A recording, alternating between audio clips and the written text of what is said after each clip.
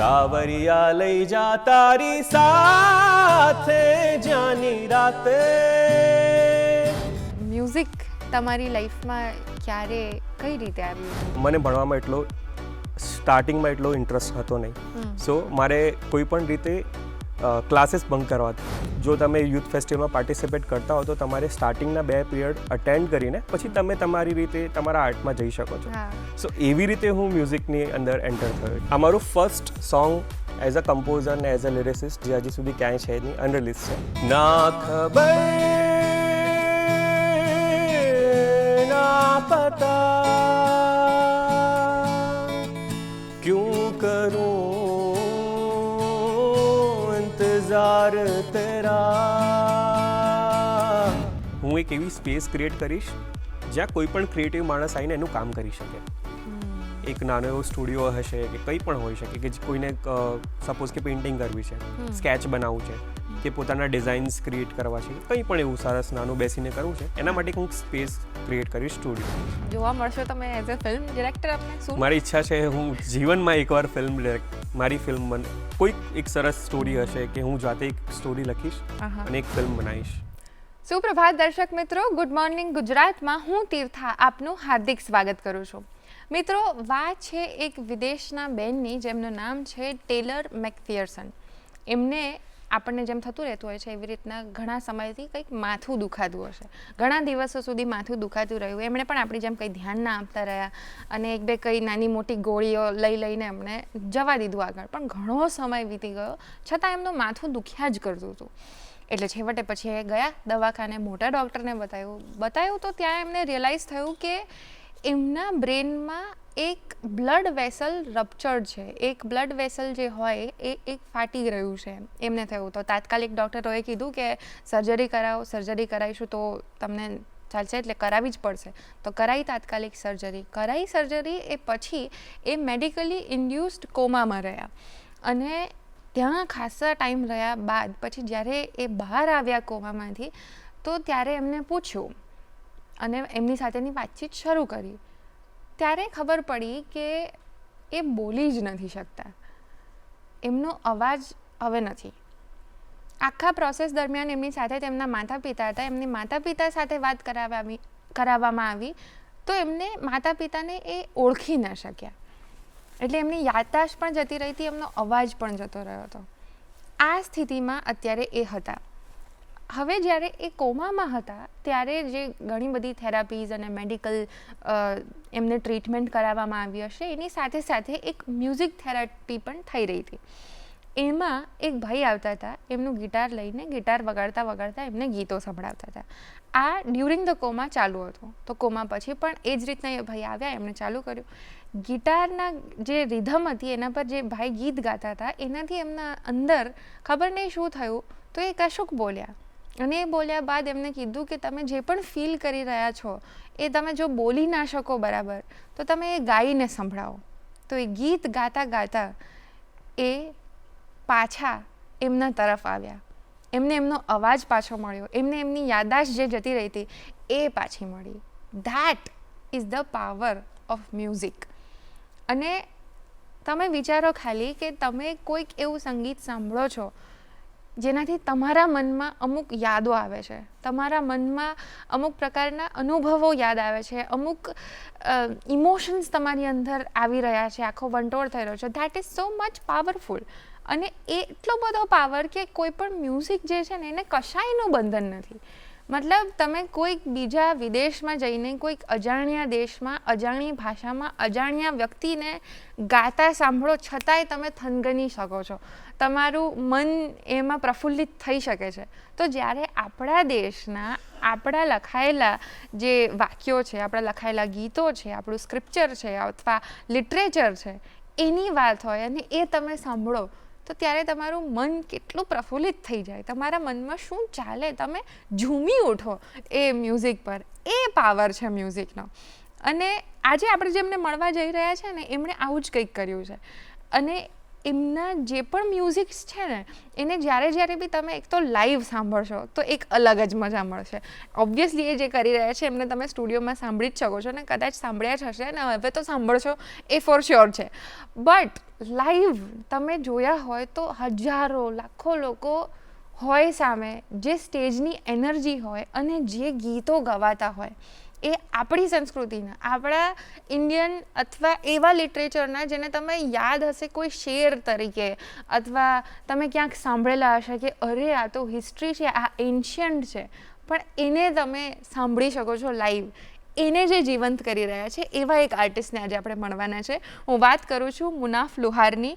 અને એ સિવાય પણ એમણે ફિલ્મોમાં પણ ઘણું કામ કર્યું છે. એ એડ એજન્સીમાં જિંગલ્સ અને ઘણું બધું કરે છે. એક મ્યુઝિક ઇન્ડસ્ટ્રીમાં રહીને જે કરવું પડે એ. પણ એમની જર્ની સ્ટાર્ટ ક્યાંથી થઈ અને બાકી એમના ઇન્ટરેસ્ટ શું છે, એમના એક્યુલેટ્સ શું છે, એમના એસ્પિરેશન્સ શું છે, એ બધું જાણવું હોય તો ચાલો મારી સાથે સ્વાગત કરો અને એમની સાથેની આપણે વાતચીત હવે શરૂ કરીએ. નમસ્તે મુનાફજી. નમસ્તે. કેમ છો? એકદમ સરસ, મજામાં. આજે તમે સવારે અમારા ગુડ મોર્નિંગ ગુજરાતના શો પર આવ્યા છો તો કેવું લાગે છે તમને સવારે? તો આર્ટિસ્ટ પોતાના આર્ટને તો પ્રેઝન્ટ કરતો જ હોય છે, બટ દરેક આર્ટિસ્ટની એક ઈચ્છા પણ હોય છે કે એ પોતાની બેક સ્ટોરી પણ બહાર લાવે, કે એ ત્યાં હમણાં જ્યાં છે એ ત્યાં સુધી પહોંચ્યો કઈ રીતે, અને એનું કામ તમે કરી રહ્યા છો તો થેન્ક યુ ફોર દેટ. અને આવા પ્લેટફોર્મ પર મને બોલાવવા માટે પણ થેન્ક યુ. અને લાઈક એવું જ હોય છે કે હવે પાછી જે જર્ની શરૂ થઈ હતી જ્યાંથી, હવે પાછા ત્યાં જવાનું છે ને ત્યાંથી જ આખી વાત શરૂ કરવાની છે. તો દેટ ઇઝ વેરી નોસ્ટેલ્જિક અને very exciting. We are very happy કે તમે આવ્યા છો અમારા શો પર અને આ વાત કરવાનું તમે અમને ચૂઝ કર્યા એના માટે થેન્ક યુ સો મચ. તો જર્નીની જ શરૂઆત કરીએ કે મ્યુઝિક તમારી લાઈફમાં ક્યારે કઈ રીતે આવ્યું હતું? બાળપણથી આવ્યું હતું? તો એમ કહેવા જઈએ તો મને સ્કૂલથી જ I am not interested in music પહેલાં. ઓકે. મને એવું હતું કે કંઈક અલગ કરવું છે. I was very average student in school. એટલે જેવા બધા એવરેજ છોકરાઓ હોય છે અને લાઈક ટોપર્સ હોય ને પછી થોડા મીડિયોકર હોય ને પછી એવરેજ સ્ટુડન્ટ્સ, તો હું એનામાંનો એક છું. અને મને એવું હતું કે યાર આપણે તો કંઈક તો કરવું પડશે ને આપણે આ બહાર નીકળવા માટે, કે આપણે લોકોની નજરમાં આવવા માટે. તો મને બહુ ઈચ્છા હતી કે સ્ટેજ પર કંઈક કરવું છે મારે. તો આઈ ટ્રાઈડ ડાન્સ, પછી મેં પેઇન્ટિંગ પણ થોડું ઘણું કરવાનું શરૂ કર્યું. એ વખતે આર્ટમાં મને બહુ જ આમ દિલચસ્પી હતી કે હું આર્ટમાં આગળ વધું. અને એમ કરતાં કરતાં મને ક્લાસિકલ મ્યુઝિક વિશે ખબર પડી. જે અમારા સ્કૂલમાં એક ટીચર હતા નટુભાઈ કરીને, જે મારા પહેલાં ગુરુજી કહી શકાય સ્કૂલના. તો એમના ક્લાસીસમાં મેં જવાનું શરૂ કર્યું. સેકન્ડ થિંગ કે મને ભણવામાં સ્ટાર્ટિંગમાં એટલો ઇન્ટરેસ્ટ હતો નહીં. સો મારે કોઈ પણ રીતે ક્લાસીસ બંક કરવા હતા. તો ત્યારે યુથ ફેસ્ટિવલ્સ ને બધું થતું હતું. તો જો તમે યુથ ફેસ્ટિવલમાં પાર્ટિસિપેટ કરતા હો તો તમારે સ્ટાર્ટિંગના 2 પિરિયડ અટેન્ડ કરીને પછી તમે તમારી રીતે તમારા આર્ટમાં જઈ શકો છો. સો એવી રીતે હું મ્યુઝિકની અંદર એન્ટર થયો છું. ઓકે. યસ. બરાબર. અને પછી એકાદ રાગ શીખ્યો ત્યાં એમની જોડે. અને પછી મને રુચિ વધતી ગઈ. હું બોલિવૂડ મ્યુઝિક બહુ જ સાંભળતો હતો. બધા સોંગ મોઢે કરવાનું એ મને મારી આદત થઈ ગઈ. સો એવી રીતે હું મ્યુઝિકમાં ફર્સ્ટ ટાઈમ ઇન્ટ્રોડ્યુસ થયો. ઓકે. તો બાળપણમાં જ તમે જો શીખતા હો સ્કૂલના ટાઈમમાં જ અને ટીચર જ શીખવતા હોય તો એવું બની શકે ને કે તમને કોઈ પણ ઇન્સ્ટન્ટ હોય કે કોઈ પણ જાતનો મતલબ રિપબ્લિક ડે છે, એન્યુઅલ ફંક્શન છે, તો ત્યારે પણ તમને ગાવાનું આમ એન્કરેજ કરી દેતા હશે? યસ. તો એમાં એવું હતું કે કમ્પલસરી વીકમાં એકવાર ક્લાસમાંથી એક જણને એસેમ્બલીમાં ભજન ગાવાનું, યા તો પછી તમે કોઈ પણ વસ્તુ તમારી પ્રેઝન્ટ કરો સ્ટેજ પર જઈને. અચ્છા. નિબંધ પણ હોઈ શકે, તમે કંઈ પણ બોલો, સુવિચાર આપો, કે પછી તમે ન્યૂઝ કહો. તો એ એક એપ્રિશિએશન માટે કે પછી એ થોડું કરવા માટે સ્ટુડન્ટ્સને એના માટે હતું. તો એમાં સવારની એસેમ્બલીમાં હું ભજન પણ ગાતો હતો. તો ત્યાંથી મને સ્ટેજનું અને મ્યુઝિકનું એક્સપોઝર મળ્યું છે. હા. તો અમને કંઈક આજની સવારે ભજન સંભળાવી શકો? સો મને એટલું તો યાદ નથી, બટ હું એક ભજન કૃષ્ણનું ભજન ગાતો હતો. ઓકે. छोटे छोटे गैया छोटे छोटे ग्वाल छोटो सो मेरो मदन गोपाल छोटे छोटे गैया छोटे छोटे ग्वाल छोटो સો मेरो मदन गोपाल घास खाए गैया दूध पिए ग्वाल घास खाए गैया दूध पिए ग्वाल माखण ખાए मेरो મદન ગોપાલ. સો આવા ભજન મેં વાહ. સ્કૂલ એસેમ્બલીમાં ગાયેલા છે. અરે બહુ જ સરસ. અને આ તો અમારી સવાર હવે ઓર અપલિફ્ટ થઈ ગઈ. થેન્ક યુ સો મચ આ ગાઈને અમને સંભળાવવા માટે. પણ બાળપણથી તમે ગાઓ છો અને સ્કૂલ્સમાં ગાતા હતા, અને પછી ઇવેન્ચ્યુઅલી તમે સ્ટડીઝ જ્યારે કન્ટિન્યુ કર્યું તો ત્યાં કોલેજમાં પણ તમે ગાતા જ હતા અને તમને એ ગમતું જ હતું. ત્યાં આઈ થિંક તમે બેન્ડ પણ બનાવ્યું હતું. તો એ ફેઝ કેવો હતો એના વિશે અમને જણાવો. તો એ વખતે છે ને નાના નાના કોમ્પિટિશન્સ થતા હતા, અને હું સાબરકાંઠાથી બિલોંગ કરું છું. તો અચ્છા. ત્યાં એક સાબરકાંઠા આઇડલ કરીને એક કોમ્પિટિશન આવ્યું હતું, ઓકે. અને ત્યાં પછી અમે લોકોએ મેં પાર્ટિસિપેટ કર્યું. મારા ફેમિલીને ખબર નથી કે હું આવી રીતે પાર્ટિસિપેટ કરી રહ્યો છું, અને અમે લોકો ફાઇનલ સુધી પહોંચ્યા હતા. Okay. ત્યાંથી મને મારા સારા ફ્રેન્ડ્સ મળ્યા જે મ્યુઝિકમાં હમણાં પણ સારું કામ કરી રહ્યા છે. ઓકે. તો અને આઈ વોઝ ધ ફાઇનલિસ્ટ. મારો સેકન્ડ નંબર ત્યાં આવ્યો હતો, ને મને ગિટાર મળ્યું ઓહ. As a price. અને એ વખતે કોલેજમાં મને બેક આવી હતી, તો 1 વર્ષનો ગેપ. ઓકે. પપ્પાએ કીધું કે હવે તો આપણે એક કામ કરીએ, આપણો સરસ બિઝનેસ છે, એના ઉપર તમે બેસી જાઓ, અને પછી જ્યારે કન્ટિન્યુ કરવું હશે કોલેજ ત્યારે કરજો. 1 વર્ષ તો તમે હવે બેસવાનું જ છે. તો એક નાની એવી સરસ હાર્ડવેરની દુકાન ખોલી આપી. ત્યાં તગારા અને પાવડા ને બધું લઈને હું બેસતો હતો. ઓકે. બટ મારી સાથે હું એક ગિટાર જે જીત્યો હતો એ લઈને જતો હતો. અને ત્યાં મેં યુટ્યુબ પરથી બેઝિક કોર્ડ્સ ગિટારના શીખ્યા. અચ્છા. ત્યાં જાતે સોંગ્સ લખવાના ટ્રાય કર્યા, અને 1 વર્ષ મારું એવી રીતે મેં આપ્યું.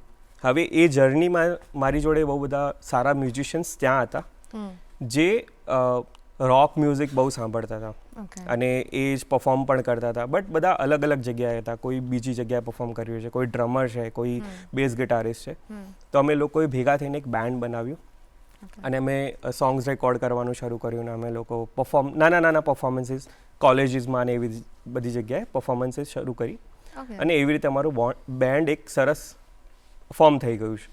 અને પછી એમાં મેં સોંગ્સ લખ્યા જે હજી સુધી રિલીઝ નથી થયા ક્યાંય પણ. ઓકે. બટ હા, એ સોંગ્સ છે હજી પણ મારી સાથે. હા, મને રસ થઈ ગયો હવે જાણવાનો કે એવું કોઈક અનરિલીઝ સોંગ જો અમને સાંભળવા મળે તો ખૂબ મજા આવશે. સો આ હિન્દીમાં છે, હા હા વાંધો નહીં. અને આ મારું first song as a composer ને એઝ અ લિરિસિસ્ટ જે હજી સુધી ક્યાંય છે નહીં, અનરિલીઝ છે. વાવ.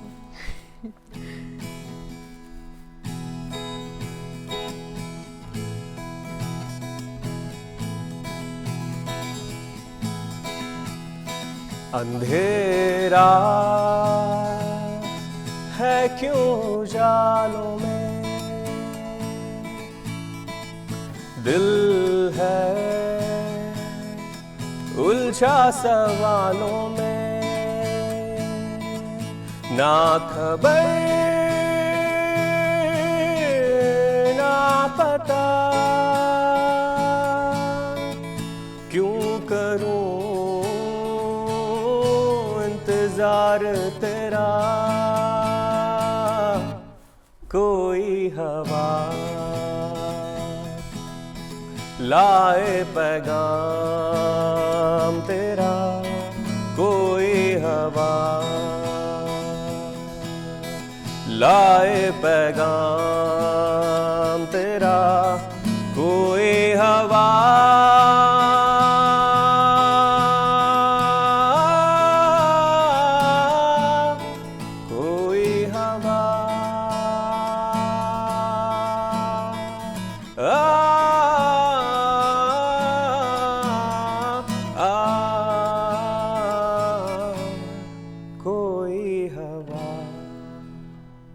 વાવ. અને આ one of of the first તમારું હતું કે જે Yes. તમે લખ્યું હોય ને તમે જ કમ્પોઝ પણ કર્યું હોય? યસ. વાવ.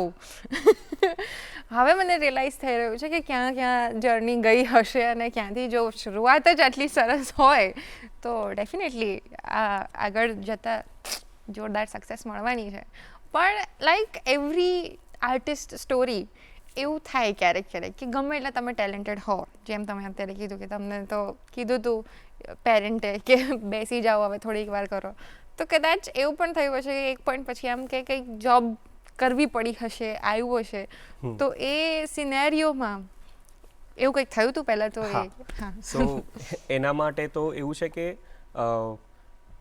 મને એવું થયું કે હું અહીંયા લાઈક એક રેગ્યુલર જગ્યા ઉપર બિલોંગ નથી કરતો કે રોજ આવીને તમે એક ગલ્લા ઉપર બેસો, તમને ગ્રાહક આવશે, એમને વસ્તુ વેચો, સેમ સ્ક્રિપ્ટ બોલો કે ભાઈ આ વસ્તુ સારી છે, આ વસ્તુ ખરાબ છે, તમે આ લઈને જાઓ, અને લાઈક એ મારા માટે નથી.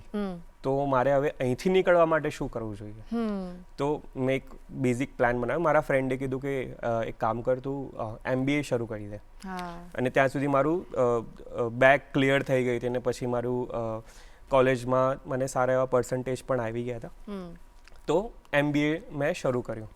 એ ટાઈમે હું કોલેજ પરફોર્મન્સીસ ને કોમ્પિટિશન્સમાં ને એવી રીતે પાર્ટિસિપેટ કરતો હતો. અને મેં MBA કમ્પ્લીટ કરીને માસ્ટર્સ કર્યું માર્કેટિંગ એન્ડ એડવર્ટાઇઝિંગમાં, કારણ કે એમાં એ થોડું ક્રિએટિવ ફિલ્ડ હતી.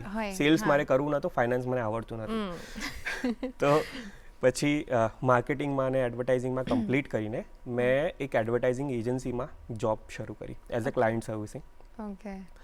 અને ત્યાં હું રેગ્યુલરલી ગિટાર લઈને જતો હતો, બિકોઝ મારે સાંજે એક કેફેમાં પરફોર્મ કરવાનું હતું. અચ્છા, ઓકે. તો મને એવું 500 રૂપીસ પર શો એવું મળતું હતું. અને આઈ વોઝ લાઈક કે યાર બહુ સરસ છે, તમે આખો દિવસ જોબ કરો, તમને એક એક્સ્ટ્રા ઇન્કમ પણ મળે છે ને તમારું પેશન પણ ફોલો થઈ રહ્યું છે. તો હું બાઇક લઈને આગળ મારું જે ઓફિસનું બેગ હોય એ, અને પછી પાછળ ગિટાર એવું લઈને હું રેગ્યુલરલી ઓફિસ જતો હતો. અને પછી કેફેઝમાં પરફોર્મન્સ કરતાં કરતાં બહુ લોકો મળ્યા, ત્યાં અમે અલગ અલગ લોકો જોડે કોલેબોરેશન્સ કરતા થયા, અને એવી રીતે પરફોર્મન્સીસ પણ કર્યા, અને થોડું ઘણું મ્યુઝિક પણ ક્રિએટ કર્યું ત્યાંથી. ઓકે.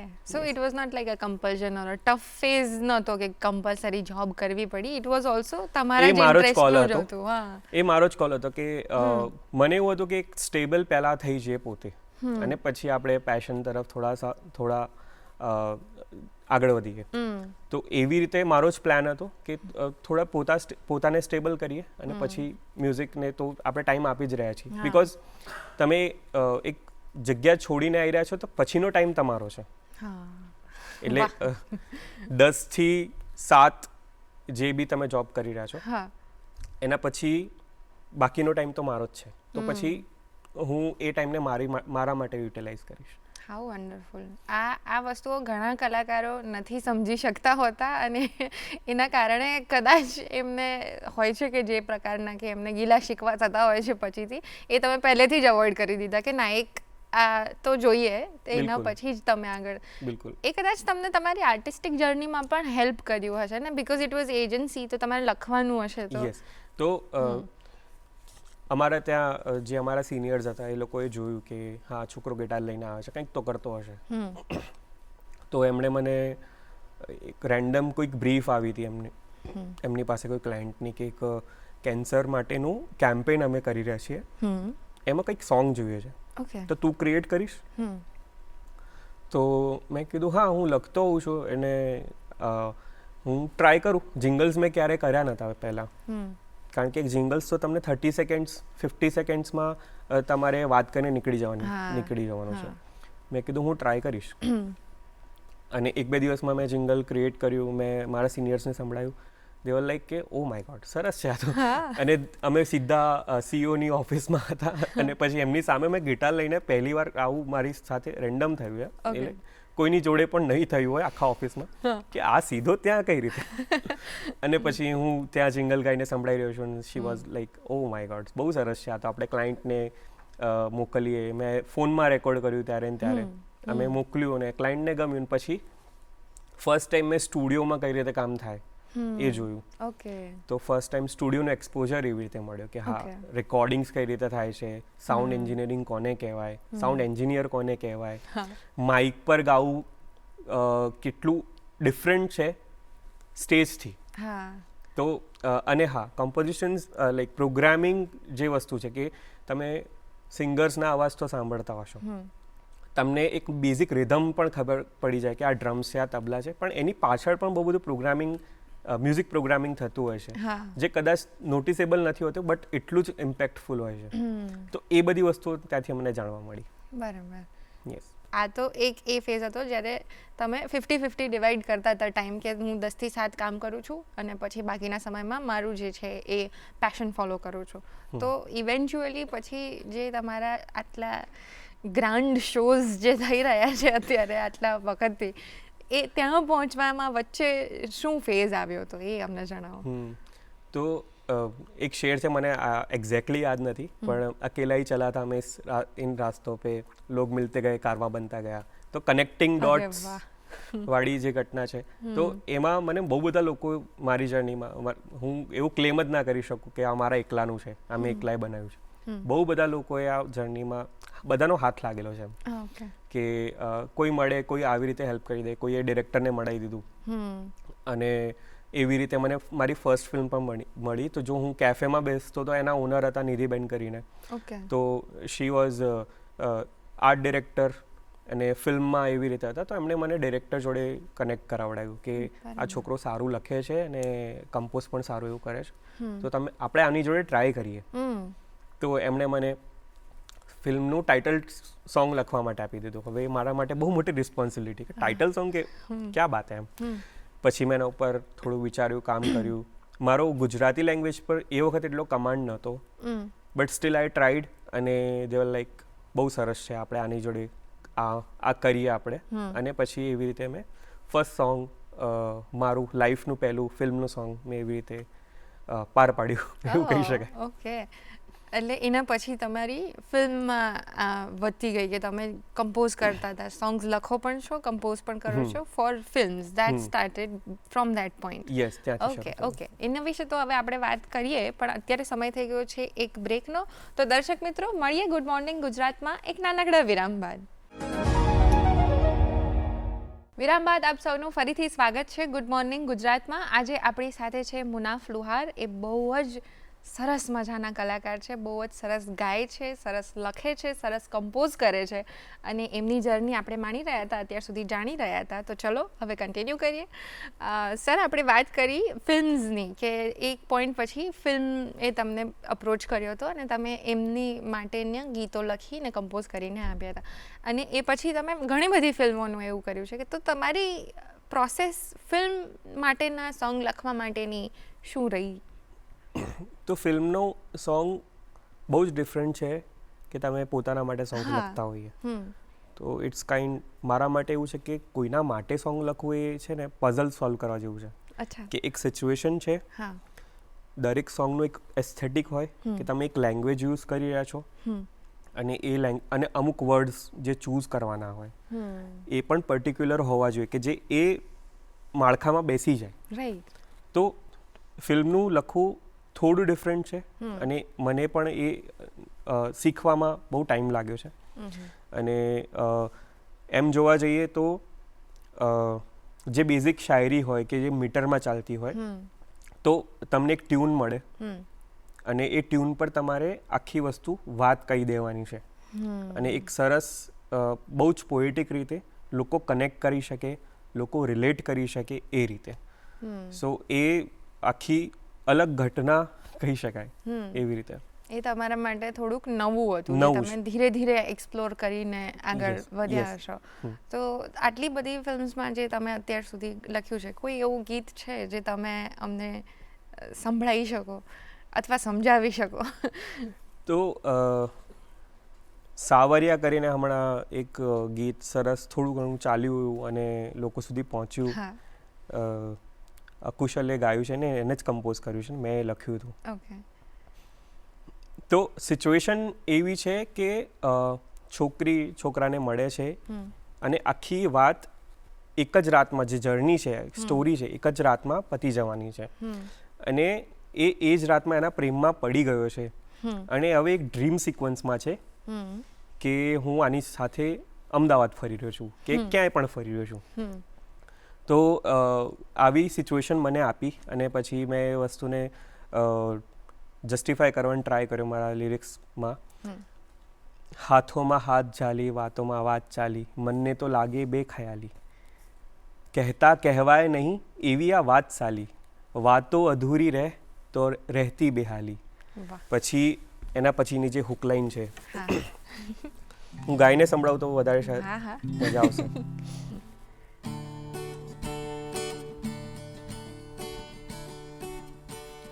હાથોમાં હાથ ઝાલી વાતોમાં વાત ચાલી મનને તો લાગે બેખયાલી કહેતા કહેવાય નહીં એવી આ વાત સાલી વાતો અધૂરી રહેતો રહેતી બેહાલી સાવરિયા લઈ જા તારી સાથે જ્યાંની રાતે વણીએ વાતો વાલી સાવરિયા લઈ જા તારી સાથે જ્યાંની રાતે વણીએ વાતો વાલી. તો હાથોમાં હાથ રાખીને વાત કરતાં કરતાં જ ક્યાંક પહોંચી જવાની જર્ની જે આખી એક જ રાતમાં કમ્પ્લીટ કરવાની છે. સો આ એક સોંગ એવી રીતે બન્યું. રાઈટ.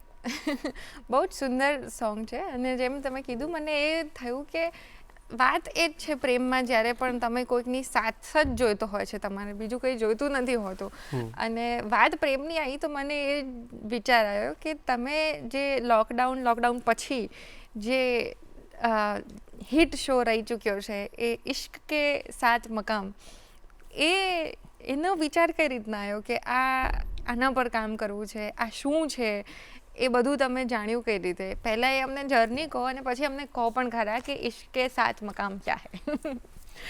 તો ઇશ્કે સાથ મકામ એમ જોવા જોઈએ તો બિફોર કોવિડ મેં જેટલી બી વસ્તુઓ હમણાં હું પ્રેઝન્ટ કરી રહ્યો છું એ બહુ જૂની છે.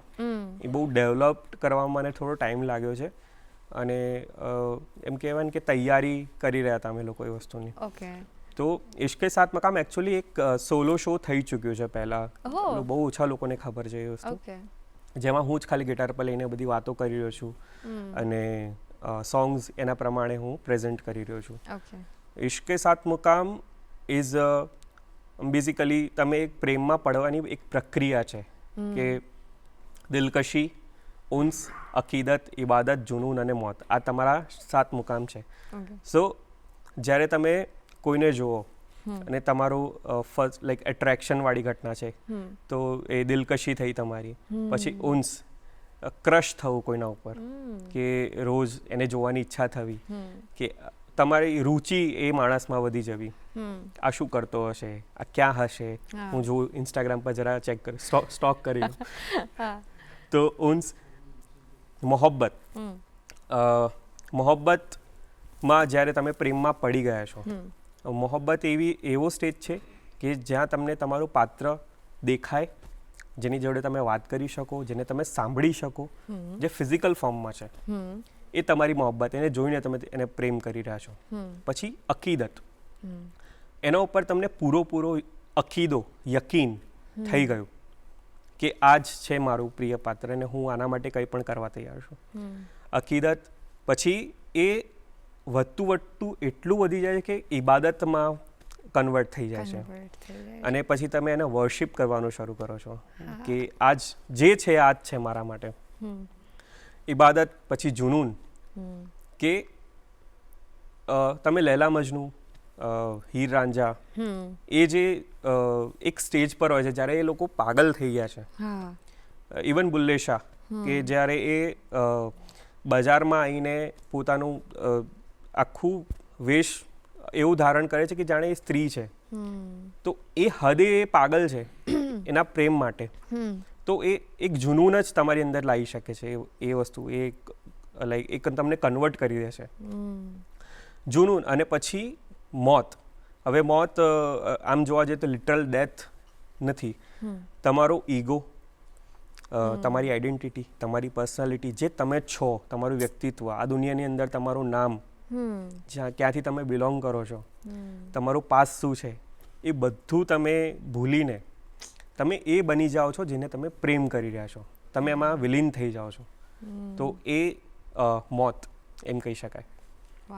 તો આ એક આખી જર્ની છે પ્રેમની. તો અમને આઈડિયા આવ્યો કે આ બહુ સરસ વસ્તુ છે જે લોકો સુધી હજી પહોંચી નથી. અને આપણે આમ વાત કરીએ, હું તારાથી પ્રેમ કરું છું, તું મારાથી પ્રેમ કરે છે, એ હજી આમ લાઈક બહુ છીછરું છે. તમે ડીપમાં હજી ગયા નથી, તમને હજી વાત ખબર નથી કે પ્રેમ શું હોય. તો અમને એવું લાગ્યું કે આ વાત લોકો સુધી પહોંચાડવી જોઈએ. અમે પ્રોજેક્ટ ડેવલપ કરતાં કરતાં લોકડાઉનમાં ફાઇનલી એવું થયું કે હા, હવે આ શો આપણે બનાવવો જ છે ગમે એમ કરીને. અને પછી અમુક કમ્પોઝિશન્સ મેં જાતે કર્યા, લખ્યા, ગીતો લખ્યા, જે એક્ઝિસ્ટિંગ સોંગ્સ હતા એને ફિટ કર્યા કે આ કયા મુકામ પર સેટ થઈ શકે છે.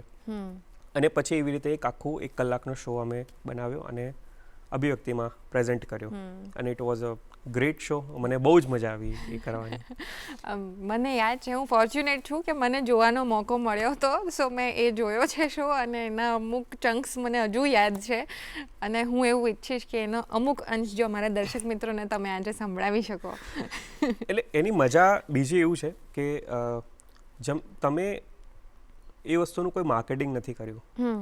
એ વસ્તુ હજી લોકોને ખબર જ નથી કે અચ્છા આપણે આ શોમાં જવાના છીએ, થવાનું શું છે. સ્ટીલ લોકો ત્યાં બેઠા છે ઓડિયન્સમાં. અને પછી આ શું છે થી જર્ની શરૂ થઈ અને તમે સડનલી એવું થઈ ગયું કે ઓ માય ગોડ, આ શું હતું. તો એ જ અમે જે ઓડિયન્સના રિએક્શન્સ જોયા છે અને જે પ્રેમ અમને મળ્યો છે, એ અલગ જ, અમને અલગ મજા આવી છે સ્ટેજ ઉપરથી. એનું એક ગીત હું સંભળાવું.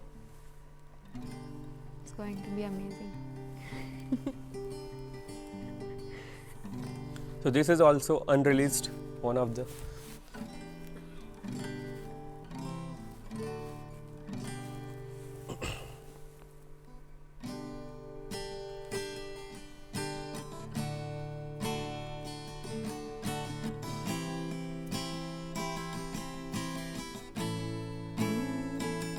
घूंट बघूंट पी थी हमने रोशनी को चांद के गिलासों में,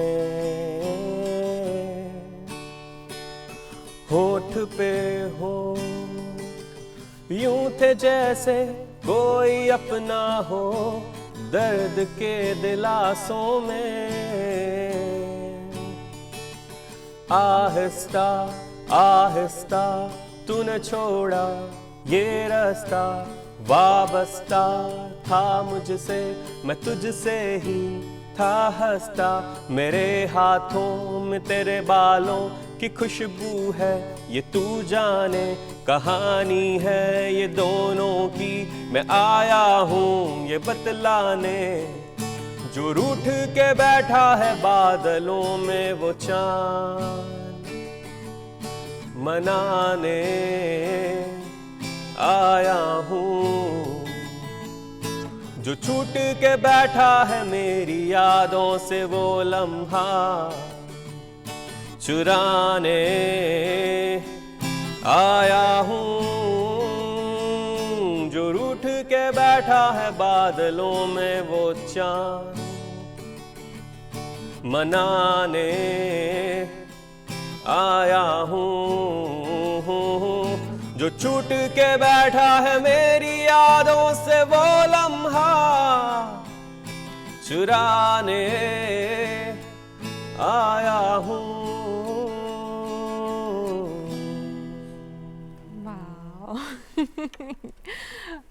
સાથે સાથે જ મને બુલ્લે શાહનું પણ એક ગીત જો થઈ જાય અને એના વિશેનું પણ અમને થોડુંક તમે સમજાવી દો કે જે સોંગ છે એના વિશે, તો પછી આપણે કન્ટિન્યુ કરીએ.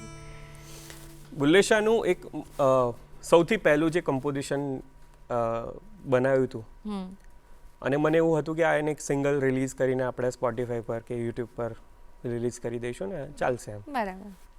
પછી એના અરાઉન્ડ આખું પ્રોજેક્ટ જે બન્યું છે એ સોંગ અને મારું ફેવરેટ છે.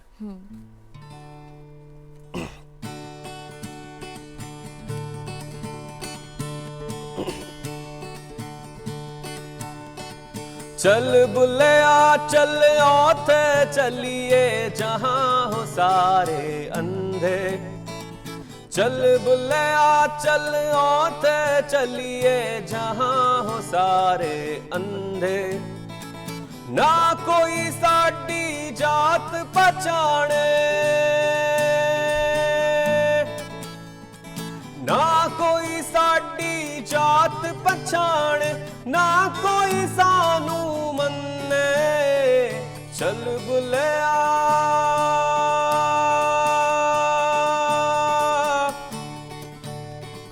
चल बुल्लिया.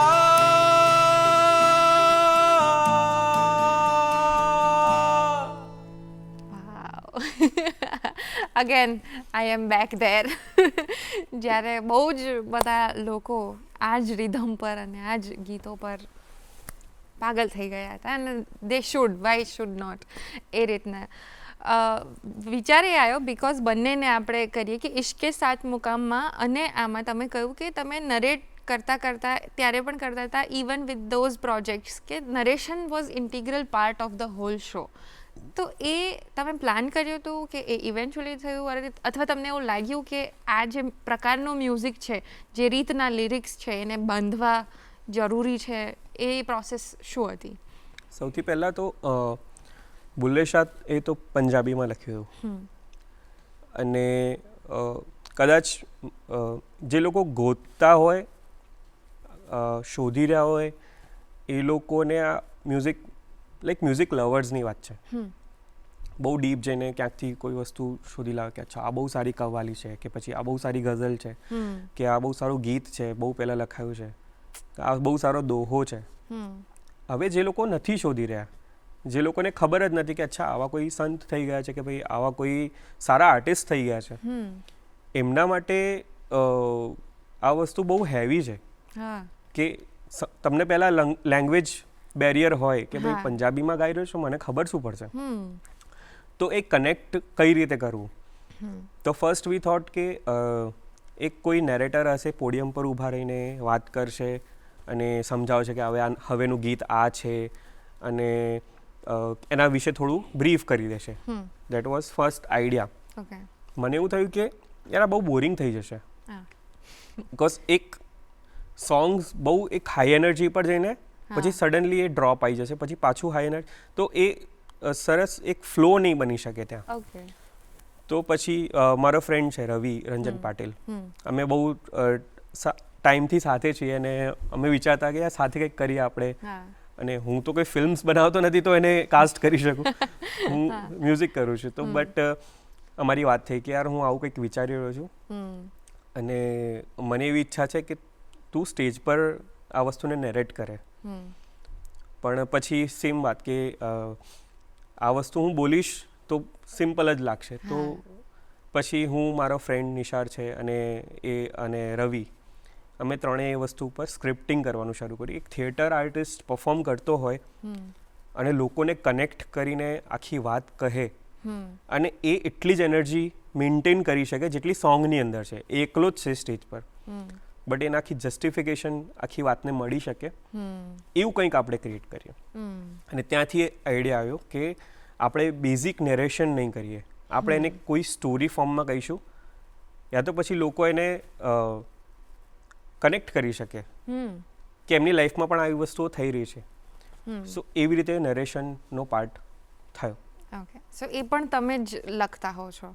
હા, હું લખતો હોઉં છું, હું મારા ફ્રેન્ડ્સ સાથે બેસીને બી લખતો હોઉં છું. It's a collaborative process. Okay, હા, collaborative in terms of narration તો આપણે વાત કરીએ. એ સિવાય પણ વેન યુ પરફોર્મ આખા શોમાં તો તમે એકલા નથી હોતા, ઘણા બધા લોકો હોય છે, આર્ટિસ્ટ, બેન્ડ્સ, એટલે ડ્રમ્સ ને તબલા કે જે પણ બીજા ઇન્સ્ટ્રુમેન્ટ્સ હશે, હા, મ્યુઝિશિયન્સ હશે, તો એમની સાથે પછી તમે આખા પ્રોજેક્ટને સમજાવતા કેવી રીતના હોવ છો અથવા એટલા બધા group of different artist who have different ideologies અને એમની અલગ એક જર્ની રહી હશે, એ પણ ઇક્વલી આર્ટિસ્ટ છે જેટલા તમે છો. તો એ બાબતમાં 10-12 જણ કદાચ હોય ને એક સ્ટેજ ઉપર, તો એટલા બધા લોકોને મેનેજ કરીને બધા એક સાથે એક વસ્તુ બનાવે, એ એક્સપિરિયન્સ વિશે અમને થોડું જણાવો. મોસ્ટ ડિફિકલ્ટ થિંગ, ઓકે, સૌથી પહેલાં તો એક જગ્યાએ ભેગા કરવા બહુ મોટી વાત છે મારા માટે. બિકોઝ બધા લોકો પોતાના ટેલેન્ટમાં એક પારંગત છે. તમે બુલેશામાં કે પછી ઇશ્કે સાથ મકામમાં કે કોઈ બી પ્રોજેક્ટમાં તમે અભિવ્યક્તિમાં જોયા છે, they are masters of that field, બરાબર. હવે એમને એક આઈડિયા આપવાનો છે કે ભાઈ તમારે આ વસ્તુમાં આટલું જ કરવાનું છે, કે પછી આ વસ્તુને આપણે પાર પાડવાની છે ભેગા થઈને. અને બધા અલગ અલગ જગ્યાએ છે. કોઈ ક્લાસિકલી ટ્રેન્ડ છે, કોઈ સરસ જેઝ કે બ્લૂઝ વગાડી રહ્યું છે, કોઈ એવો ડ્રમર છે અમારો છે, એને લાઈક એને એવી બીટ રિધમ ક્રિએટ કરવાની છે જેને તબલાને પણ સાથે લઈને ચાલવાનું છે. ત્યાં વાયોલિન છે જે હાર્મોનિયમની સાથે ચાલી રહ્યું છે. તો એ બહુ જ ડિફિકલ્ટ થિંગ છે. સૌથી પહેલાં સૌને એક સાથે ભેગા કરવા, પછી બધાને એક પેજ ઉપર લાવવા કે આપણે શું કરવા માગી રહ્યા છીએ, અને પછી પોતાના કમ્પોઝિશન્સ જે લગભગ કોઈએ સાંભળ્યા બી નહીં હોય. લાઈક હું એની પ્રોસેસ એવી હતી બેઝિકલી બુલ્લેશામાં કે હું રાત્રે બેસીને કમ્પોઝ કરતો હતો. જે બી મારી જોડે પોએટ્રીઝ હતી બુલ્લેશાની, એને જે આપણે નેક્સ્ટ પરફોર્મ કરવાની છે, એવી રીતે અમે લોકો એક ગ્રુપ બનાવ્યું. અને પછી હું રાત્રે બેસીને એને કમ્પોઝ કરું. હું જે કંદર્પ અમારો કીબોર્ડિસ્ટ છે, જેને અરેન્જમેન્ટ અને પ્રોગ્રામિંગ કર્યું છે, હું એને મોકલું. એના કોર્ડ્સ ફાઇન્ડ કરે કે અચ્છા અહીંયા આ કોર્ડ સારું લાગશે, અહીંયા કોર્ડ સારું લાગશે. રાત્રે જ એ રાત્રે ગ્રુપમાં શેર થાય. એના ઉપરથી ગિટારિસ્ટ, બેઝિસ્ટ, હાર્મોનિયમ પ્લેયર, વાયોલિન પ્લેયર બધા પોતપોતાનું લાઈક એક બેઝિક મેન્ટલી રેડી રહે કે ભાઈ આપણે આવું કંઈક વગાડવાનું છે. અને પછી અમે સવારે ભેગા થઈએ. 6 કલાકનું એક સેશન હોય અમારું, પ્રેક્ટિસ સેશન. એવા અમે લગભગ 4 મહિના સુધી કર્યું છે. અને એ પ્રેક્ટિસ સેશનમાં પછી ફાઇનલ થાય. અચ્છા અહીંયા આ પીસ વાગશે કે પછી અહીંયા વોકલ્સ આવું કરશે, એ બધું ડિસ્કશન થઈને પછી એક ફાઇનલ સોંગ બને, જેને આઈ થિંક એક સોંગને બનવામાં અઠવાડિયાનો ટાઈમ લાગે. ઓકે, સો જેટલા પણ સોંગ્સ એક આપણે જોઈએ, એક શો જોઈએ 1 કલાકનો સપોઝ, તો એની અંદર જેટલા પણ સોંગ્સ હોય એ બધા માટે 4 મહિના સુધી તમે લોકો રોજ 6 કલાક મળીને પ્રેક્ટિસ કરો છો. વાવ, આ એક નવું ઇન્સાઇટ છે કે આટલું બધું રિહર્સલની જરૂર પડે. બધા ઓલરેડી પ્રો હોય છતાં એ બિકોઝ એ તમે સાથે મળીને બનાવવા જઈ રહ્યા છો નવું, એના માટે. ઓકે, સો કેવું હોય કે કોઈ વસ્તુને થઈ ગયું છે કે અચ્છા ઓકે આ સરસ થઈ ગયું છે, પણ એક આર્ટિસ્ટ જે હોય ને એને એવું કે આને પરફેક્ટ કરીએ, આને હજી કંઈક આમાં નવું કંઈક કરીએ, હજી આમાં કંઈક એડ કરીએ, એવું કરતાં કરતાં તમને ટાઈમ લાગી જાય. તો એ કરવામાં થોડો ટાઈમ જાય. અને લકીલી મને બહુ સારા આર્ટિસ્ટ મળ્યા મારી સાથે, જેમણે આ બહુ મને ઝીલી લીધો અને આખા પ્રોજેક્ટને પણ ઝીલી લીધું. સો એ રીતે આઈ એમ લકી. અને મને બહુ મજા આવી એ વસ્તુ કરવાની. અને એ લાગે પણ છે સાથે સાથે એ જે તમે કીધું ને કે બિકોઝ એ તમે 4 મહિના સાથે રહ્યા હો તો કે દરેક માણસની પર્સનાલિટી દેખાય છે શોમાં, પ્લસ એ દરેક માણસનું લાગે છે કે એ પોતાનું સમજીને જ્યારે તમે કોઈ લાઈવ સ્ટેજ પર પરફોર્મ કરો, be it theatre, be it story telling, be it music, dance, anything, પણ એ દરેક માણસને એવું લાગશે કે આ મારું છે. એ આત્મીયતા એ અનુભવતો હશે એ આર્ટિસ્ટ, તો એ એઝ અ ગ્રુપ પરફેક્ટ લાગી શકશે. અને એ આઈ થિંક મેં જોયું છે. એમાં એવું છે કે મેં હજી સુધી કોઈને કહ્યું બી નથી એ વાત કે જ્યારે અમે લોકો સાઉન્ડ ચેક કરતા હતા ફાઇનલ, કે હવે કાલે શો છે અને એના પછી બીજો એક શો છે ને એના પછી ત્રીજો એક શો છે, અમારો આ ફાઇનલ 3 શોઝ થવાના છે. તો એ વખતે સાઉન્ડ ચેક રાત્રે 3 વાગે ચાલી રહ્યું છે, કાલે શો છે, અને આઈ ગોટ ઇમોશનલ કે યાર આ 4 મહિનાની જે જર્ની હતી, જે મસ્તી અમે કરતા હતા સ્ટુડિયોમાં બેસીને કે પછી જેમ પીટ્સ પર, ને જે ડિસ્કશન્સ થતા હતા ને જે ક્રિએટિવ ડિસ્કશન્સ થતા હતા કે હા અહીંયા આવું કરીશું, અહીંયા કરીશું, ને એ હવે પતી જશે એમ. ધીસ ઇઝ ધ એન્ડ, હવે કાલે શો છે. So I got emotional for that part કે યાર આ હવે અહીંયા પૂરું થઈ ગયું છે. So it's like that. તમે ઇમોશનલી એટલા કનેક્ટ થઈ જાઓ છો. હા થઈ જ જાઓ અને એ તમે મિસ કરો જ હંમેશા, ગમે તેટલો લાંબો પ્રોજેક્ટ હોય, વર્ષોના વર્ષો સુધી ચાલતી અમુક સિરીઝ ખતમ થતી હોય તો પણ લોકો રડતા હોય છે, નાટકો વર્ષો સુધી 1000 1000 2000 શો થઈ જાય પછી પણ લોકોને થાય કે એ બિલકુલ, તો બિલકુલ. મિસ થવાનું જ છે. Miss બીકોઝ થવાનું છે.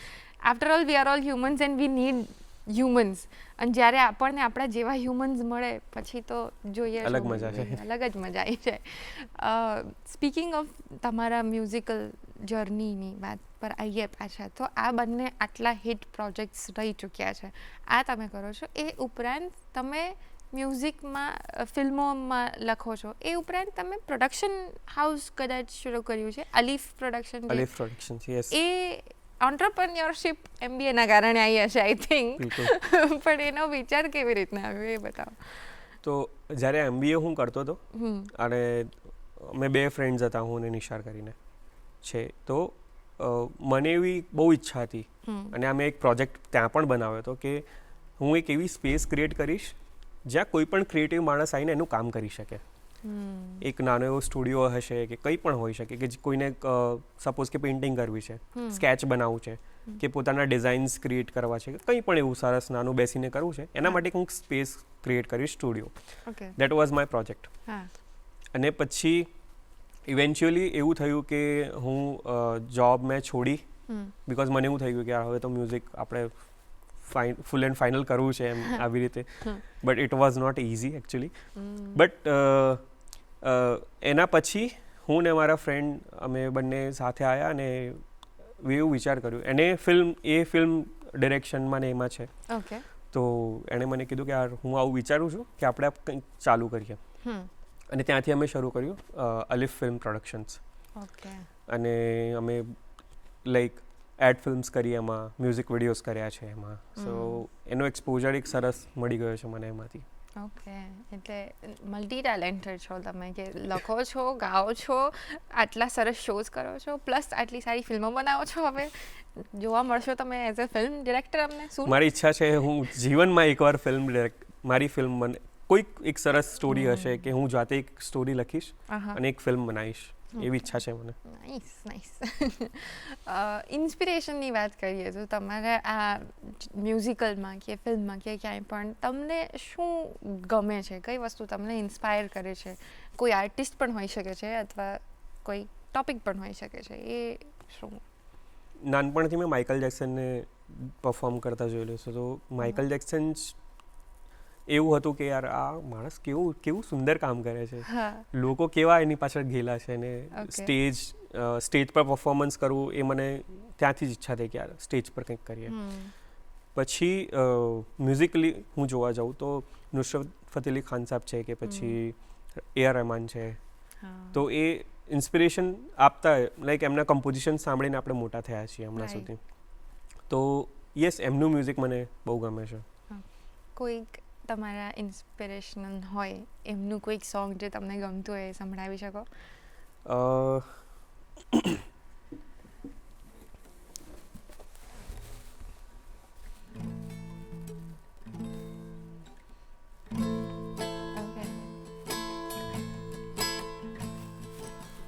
रंग बिरंगे नाज उठा के यार को अपने पास बिठा के सजना के सजदे में इतना रहने लगे,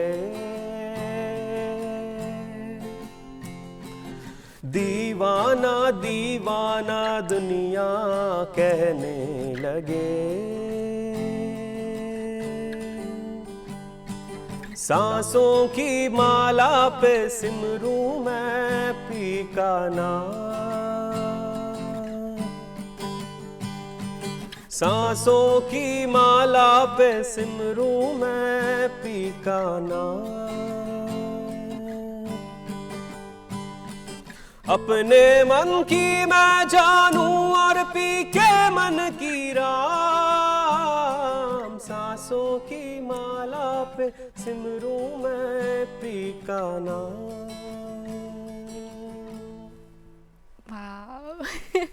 હું આ ગીત તો કહેવાની જ હતી કે આ જો ગાઈ શકો તો ખૂબ ગમે ને તમે એ જ ગીત ગાયું એટલે ખૂબ મજા આવી. Thank you so much. હવે અમે ટુવર્ડ્સ ધી એન્ડ એપિસોડ પર જઈએ ને તો એક નાનકડો રેપિડ ફાયર રાઉન્ડ જેવું રમતા હોઈએ છીએ કે ધીસ ઓર ધેટ, એવા સિમ્પલ ક્વેશ્ચન્સ કે ક્વિક તમારે જવાબ આપવાના, બસ એ જ છે, બાકી બહુ વિચારવાનું નથી. અને આઈ એમ શ્યોર તમને તો એ બહુ ઇઝી લાગશે, તો એ આપણે સહેજ રમી લઈએ થોડી વાર. જ્યારે તમે લખતા હો અથવા કમ્પોઝ કરતા હો તો લિરિક્સ પહેલાં આવે છે કે melody? Melody. Okay. Live stage કે સ્ટુડિયો રેકોર્ડિંગ વધારે? Always live stage. આ તો મને ખબર હતી. ગુજરાતી સોંગ્સ કે હિન્દી સોંગ? ડિપેન્ડ્સ. એટલે મેં શરૂ કર્યું હતું હિન્દી સોંગ્સથી, અને પછી મને જ્યારે ગુજરાતી સાહિત્ય એકચ્યુઅલી ગુજરાતી સાહિત્ય જેટલું હજી લોકોએ એક્સપ્લોર કરવું જોઈએ, ઘણું છે આપણી જોડે, ઘણું છે. એઝ અ ગુજરાતી તો યસ ગુજરાતી. ઓકે. સૂફી મૂડ કે રોમેન્ટિક વાઇબ? રોમેન્ટિકલી સૂફી. મને હતું જ કે આવો જ આન્સર આપશો તમે આનો. ઓકે. પરફોર્મિંગ વિથ બેન્ડ કે solo journey? With band. With band. Any time. Small town roots કે city exposure? City exposure, but તમારા રૂટ્સ સાથે. ભૂલવાના જોઈએ roots. Okay. Writing late night કરતા હો છો કે અર્લી મોર્નિંગ? Late night. અચ્છા. Okay. Favourite words in any lyric જે તમે લખ્યા હોય એવા અમુક શબ્દો? ફેવરેટ વર્ડ મેં લખ્યા એના કરતાં મને એવું લાગે છે કે ઇશ્ક જે વર્ડ છે એ મારું ફેવરેટ છે. હું ટ્રાય કરું છું ગમે ત્યાં હું ફિટ કરી દઉં કે પછી કોઈ પણ સોંગમાં એવી રીતે નાખી દઉં. So that is my favourite word in a lyric. Okay. Jingle બનાવવી વધારે ચેલેન્જિંગ છે કે ફૂલ સોંગ બનાવવું? બંને. એટલે ફૂલ સોંગમાં તમને એટલું સ્કેપ મળે છે કે એક મુખડો છે, અંતરો છે, અને પછી એક 3 મિનિટ કે 4 મિનિટનો તમારી જોડે સ્પેસ છે. જિંગલ ઇઝ 30 સેકન્ડ, અને બંનેને જસ્ટિફાય કરવું એ થોડુંક મને બંને અઘરું લાગે છે. બંને ઇક્વલી હાર્ડ છે. ઓકે. કોલેબોરેટિવ પીસ બનાવવું વધારે ગમે કે સોલો ક્રિએશન? કોલેબોરેટિવ. ઓકે. અને વન વર્ડ ફોર મ્યુઝિક હોય તો એ તમારા માટે શું છે? જુનૂન. જુનૂન. વાવ. એકદમ તમારી બધી વાતો એકદમ શેર શાયરી જેવી લાગે છે, પ્રેમની, ઇશ્કની આટલી બધી વાત છે. તો લાસ્ટથી હું એવું પૂછીશ કે તમારે ફ્યુચરમાં શું કરવું છે? Where do you see music with you in future? આપણે હમણાં લાસ્ટ આઈ થિંક 2025માં કોલ્ડ પ્લે આવ્યું હતું, અને મારે ઇન્ડિયન મ્યુઝિક ઇન્ડસ્ટ્રીને ત્યાં લઈ જવું છે કે આપણે ક્યાંક પરફોર્મ કરતા હોય ને લાખો લોકો આપણી સામે હોય ને એ હિન્દી કે એ ઉર્દુ સોંગ કે એ ગુજરાતી સોંગ સાંભળતા હોય, જે અત્યારના આર્ટિસ્ટ બહુ સારું કરી રહ્યા છે. અને મારે પણ એ રીતે એ દિશામાં આગળ વધવું છે કે એવા શોઝ બનાવીએ આપણે કે લોકો આપણાને જુએ. વાવ, કેટલો પાયસ થોટ છે અને સરસ થોટ છે. અને એ શરૂઆત અહીંયા થઈ ગઈ છે એટલે તમે અમદાવાદ, ગુજરાત, ઇન્ડિયામાં તો ભાઈ દૂરદર્શન પર અત્યારે જોઈ રહ્યા છો, ખબર નહીં ફરી ક્યારે જોશો, પણ ડેફિનેટલી એ તમને એ મોકો મળે એવું હું ઈચ્છું. કારણ કે મેં જોયું અને અત્યારે બી અમે સાંભળ્યું, અને જે રીતની તમારી વાત છે કે એ જરૂરી છે. અત્યારે આપણે કેટલા બધા વેસ્ટર્નાઇઝ થઈ રહ્યા છે, વેસ્ટર્ન વસ્તુઓને જ ફોલો. એ જ કોલ્ડ પ્લેના કોન્સર્ટમાં કેટલાય લોકો એવા હતા જેમને કોલ્ડ પ્લે વિશે ખબર જ નથી, બટ સ્ટીલ દે વેન્ટ. તો એના કરતાં તો એ લોકો આવે. હું ગયો તો I love Coldplay. I also love Coldplay. પણ જેમને નથી એ પણ ખાલી શો ઓફ માટે ગયા હોય કે એ રીતના. આઈ ડોન્ટ ગેટ ધેટ કે તમે ટ્રેન્ડ અનનેસેસરી બધું જ ફોલો કરવાની જરૂરી નથી કે જે પણ થઈ રહ્યું છે વેસ્ટર્નમાં એ. તો યુથની વાત કરીએ કે યુથ જ એવા છે જેમને અત્યારે થોડાક માર્ગદર્શનની જરૂર હોય છે. તો જો કોઈ ઉભરતા કલાકાર હોય જેમને સંગીતમાં રસ હોય, એમને લાસ્ટલી તમે જો કોઈ મેસેજ આપવા માંગો તો એ શું હશે?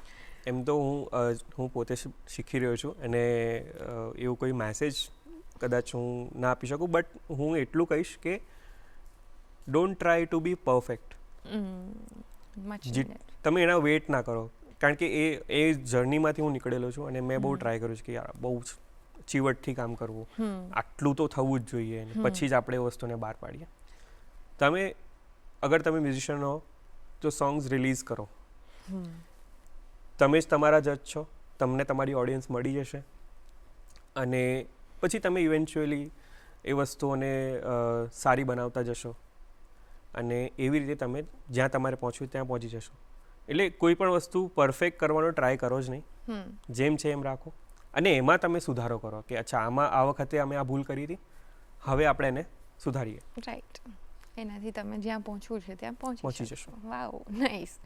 Thank you so much. તમે અમારા શો પર આવ્યા, મારી સાથે વાત કરી, આટલા સરસ સોંગ સંભળાવ્યા અને આટલા સુંદર મેસેજ આપ્યા એ બદલ ફરી એક વખત ખૂબ ખૂબ આભાર.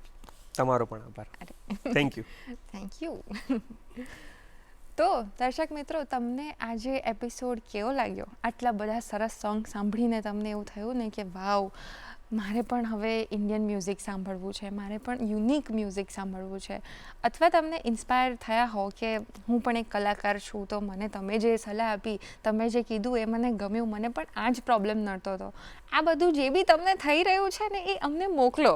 અમારું ઈમેલ આઈડી છે goodmorninggujratshow@gmail.com. એના પર તમે તમારા રિવ્યૂઝ, સજેશન્સ, ગેસ્ટ રિક્વેસ્ટ અથવા નોર્મલ વાતો કરવી હોય તો પણ તમે કંઈક અમને જણાવી શકો છો. અમે એને ચોક્કસથી આવકારીશું.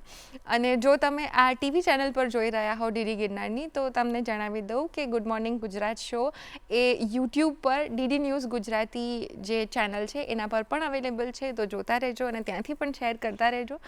હવે આપણો સમય થઈ ગયો છે આ સરસ મજાના મ્યુઝિકલ એપિસોડ પછી મ્યુઝિક સેગમેન્ટનો, સંગીત સેગમેન્ટનો. અને આજે આપણે જે ગીત માણવા જઈ રહ્યા છે એ ગાયું છે લતા મંગેશકર અને શૈલેન્દ્ર સિંઘે. એમના અવાજમાં આ જે ગીત છે ને એ રોમેન્ટિક જ છે, પણ એ સાથે સાથે એનર્જેટિક પણ છે. એ આમ સુરીલું પણ છે, પણ સાથે સાથે થોડું મસ્તીવાળું પણ છે. ખબર પડી કયા ગીતની વાત કરું છું હું? ના પડી ને? ઓકે, હું તમને હિન્ટ આપું. प्यार में कभी कभी ऐसा हो जाता है, छोटी सी बात का फसाना बन जाता है. બસ, તો આ સરસ મજાનું રોમેન્ટિક પ્લસ મસ્તી ભર્યું ગીત તમે સાંભળો અને તમે પણ સરસ મજાના મૂડમાં તમારી મોર્નિંગ શરૂ કરો. મને રજા આપો, હું ફરી મળીશ તમને ગુડ મોર્નિંગ ગુજરાતના આવતા એપિસોડમાં. प्यार में कभी कभी ऐसा हो जाता है, छोटी सी बात का फसाना बन जाता है. प्यार में कभी कभी ऐसा हो जाता है, छोटी सी बात का फसाना बन जाता है. सजना का सजनी से हो रहा सामना, सजना का सजनी से हो रहा सामना. खेली खेल में दिल गया थामना. नाना हाँ हाँ, नाना प्यार में कभी कभी ऐसा हो जाता है, छोटी सी बात का फसाना बन जाता है. प्यार में कभी कभी ऐसा हो जाता है, छोटी सी बात का फसाना बन जाता है.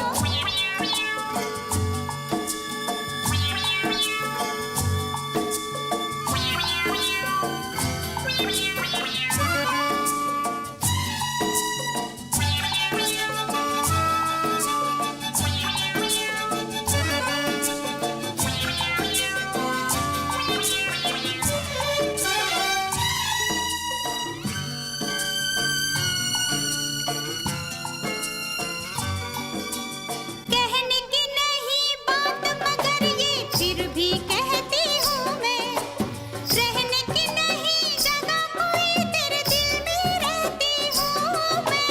कहने की नहीं बात मगर ये फिर भी कहती हूँ मैं, रहने की नहीं जगह कोई तेरे दिल में रहती हूँ मैं. जीत कर प्यार में पड़ेगा हारना. नाना हाँ हाँ नाना, प्यार में कभी कभी ऐसा हो जाता है, छोटी सी बात का फसाना बन जाता है. प्यार में कभी कभी ऐसा हो जाता है, छोटी सी बात का फसाना बन जाता है. आज सजना का सजनी से आज सजनी का सजना से हो रहा सामना. खेली खेल में दिल गया थामना. नाना हाँ हाँ, नाना प्यार में कभी कभी ऐसा हो जाता है, छोटी सी बात का फसाना बन जाता है. प्यार में कभी कभी ऐसा हो जाता है, छोटी सी बात का फसाना बन जाता है.